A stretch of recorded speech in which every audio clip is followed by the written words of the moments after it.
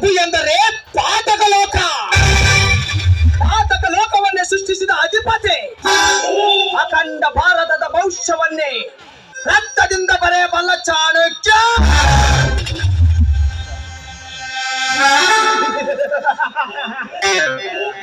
ನನ್ನ ಹೆಸರು ಕೇಳಿದರೆ ಇಡೀ ಭೂಮಂಡಲವೇ ಕಂಪಿಸುತ್ತದೆ.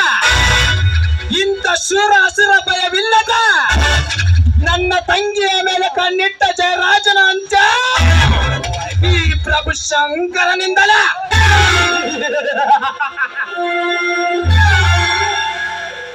ಲೇ ಜಯರಾಜ್, ಒಂದೇ ಒಂದು ಫೋನ್ ಕಾಲ್ ಮಾಡಿ